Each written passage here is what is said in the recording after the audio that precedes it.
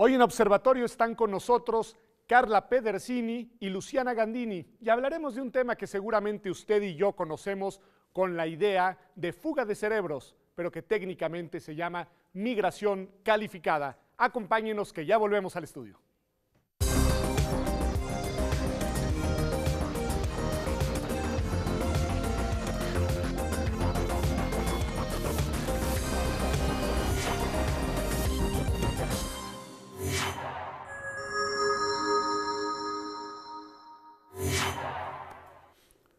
Pues ya estamos aquí en Observatorio, en nuestra sección Desde el Aula. El día de hoy nos acompaña Alejandra Sánchez Díaz de la Vega. Alejandra, ayúdanos a entender, ¿de qué hablamos cuando hablamos de migración calificada? Muy bien, migración calificada, en un término así muy sencillo, es la movilidad de personas, de recursos humanos calificados al extranjero. Calificados, ¿qué quiere decir calificados? Bueno, calificados significa que tienen un cierto nivel de calificación técnica, científica o profesional que los diferencia de un migrante que pertenece más bien al concepto de migración forzada, que responde más bien a diferencias de desigualdad social y exclusión laboral dentro de sus sociedades de origen. Digamos, no es una migración tanto por necesidad como una migración decidida, sí es una migración voluntaria en la mayoría de los casos. Es una migración voluntaria, okay, sí, pero sí responde también a desigualdades sociales que existen entre países subdesarrollados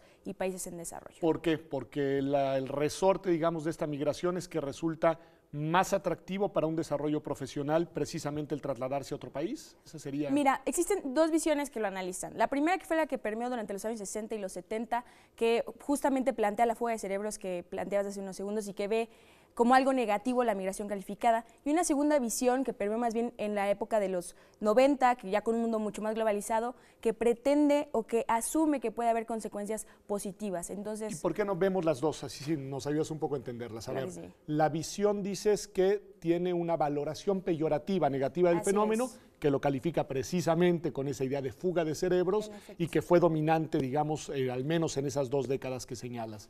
¿Cuáles son las tesis centrales de esta explicación? Mira, las dos marcan una relación entre migración y desarrollo. Sin embargo, primero me gustaría decir que migración y desarrollo son dos conceptos muy amplios y diversos y que por lo tanto deben también entenderse o que aluden a fenómenos y contextos muy específicos. Ahora, si analizamos la primera visión, durante la época de los 60 y los 70, es un mundo que está configurado a través del nacionalismo, en donde importa mucho trabajar para tu sociedad de origen.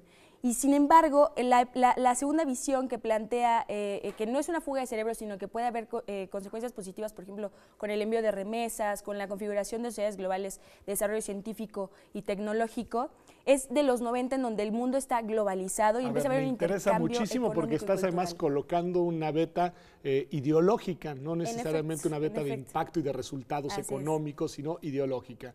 Tú dices, en un mundo en el cual el nacionalismo es una variable importante, el migrar, y sobre todo el migrar si eres una persona que cuenta con un cierto grado de calificación, es visto de manera negativa, es censurado y por lo mismo se le considera una fuga de cerebros. ¿Esa sería la idea? Esa es la idea central. Esa es la idea. Y en el otro caso dices, no, cuando la visión del mundo es una visión de un mundo global, entonces esto se ve de una manera más natural. En efecto, sí, y se pueden ver lo que te decía, ¿no? En la nueva consolidación de sociedades globales en donde existe un intercambio cultural, económico, social, hasta idiosincrático, que ya resulta más natural sobre todo para el siglo XXI. Ok, pero una cosa que nos queda ahí un poco pendiente en el tintero es, independientemente de nuestra lectura ideológica del asunto, ¿cuál es la relación entre migración calificada y desarrollo? ¿Tiene costos para el país de origen o genera beneficios?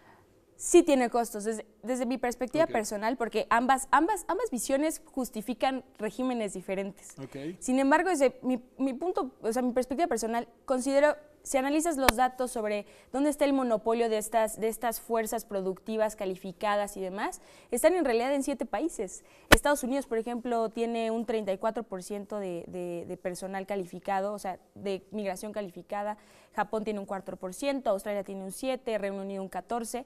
Y si analizas, por ejemplo, otro tipo de intercambio, que también puede ser el intercambio estudiantil, ese también está monopolizado por estos países y agregamos a Francia y a Canadá. O sea, tú dirías que la gente migra hacia esos países y eso genera beneficios para esos países y de alguna manera tiene costos para los países de origen. Ese sería, digamos, Es decir, tiene costos si pensamos en este problema como un problema de Estado-nación. Sin embargo, yo creo que ya trasciende esas fronteras. Yo considero que en realidad los actores, y como bien lo menciona Luciana Gandini, que va a estar con ustedes, justamente, y como lo menciona ella, en realidad existen otros actores fundamentales dentro de este proceso, que son empresas transnacionales o universidades que están buscando cazar talentos para beneficios, sí, de ciertos, de sociedades diferentes, de países en desarrollo, y sin embargo son actores fundamentales en este intercambio de recursos humanos. Una pregunta más a nivel personal. ¿Por qué te interesa el tema? ¿Cuál es tu formación y por qué te interesa el tema? A mí me interesa el tema de migración en un sentido mucho más amplio. Sin embargo, es interesante analizar la migración calificada porque México es uno de los países que tiene mucha más, o sea, el 28% de los migrantes calificados actualmente en el mundo, en América Latina y el Caribe, son mexicanos. O sea, casi el 30% de quienes migran con una condición de migrante calificado de nuestra región son mexicanos. Son mexicanos, y no solamente eso, sino que la migración forzada también está muy relacionada con este proceso. Es decir, el proceso migratorio de países subdesarrollados a países en desarrollo resultan muy interesantes. ¿Por qué me interesó en específico la migración calificada? Obama justamente cuando hizo su orden ejecutiva, este acto ejecutivo donde habla sobre los migrantes, planteó algo muy interesante. Dentro de las patentes de los Estados Unidos, 50% son de migrantes. Eso justifica justamente el tema de la fuga de cerebros. ¿Y por qué resultó ser una acción muy interesante? Porque finalmente busca prevenir, y fue muy claro en su discurso, busca prevenir que eso le suceda a los Estados Unidos, que finalmente vive de esa fuga de cerebros que se denominaba en los 70, pero que finalmente sí tiene ciertas repercusiones positivas y esas no se pueden tampoco negar en países subdesarrollados. ¿Tú serías una migrante calificada? Francamente, y fuera de ideologías o de algún dogma, paradigma. Además de lo que puedes imaginar hoy, luego la vida lo lleva uno por sendas que no. Justo, lo podría hacer durante un tiempo, pero dentro de mi proyecto personal está trabajar en México. Regresar a México. Sí, regresar a México. Podría hacerlo durante un tiempo, planeo estudiar mi maestría en otro país, pero realmente no considero así formar una vida a futuro en otro país. ¿Tú crees que tiene sentido que los países como el nuestro sigan haciendo una inversión? Sobre todo pienso en el CONACYT, tiene estos, digamos, fondos de apoyo desde el Estado para que los mexicanos jóvenes estudien en el extranjero. ¿Tiene sentido si lo pensamos desde el punto de vista de las implicaciones que tiene esto? Sí tiene sentido, porque otra de las implicaciones que hay es que justamente esas habilidades de especialización que pueden adquirir en otro país puedan ser útiles a posteriori en los mercados locales. Sin embargo, uno no puede decidir por la vida del migrante en términos de que tiene que regresar o no a su sociedad de origen, es completamente personal. Entonces, tú dirías, ahí es un asunto absolutamente libre. Exacto. El Estado no puede condicionarte la beca que regreses, por ejemplo. Que se intentó durante algún tiempo, había una serie de mecanismos que buscaban eso e incluso hay algunas becas que se te otorgan con la condición de que vuelvas a tu país. Y lo apliques. Y que tampoco es negativo, pero considero que dentro de este panorama tan amplio, realmente no puede haber una política pública orientada específicamente a forzar al migrante calificado a volver a su país a trabajar. O sea, eso dices, está en el terreno de la libertad personal, de la decisión de cada quien.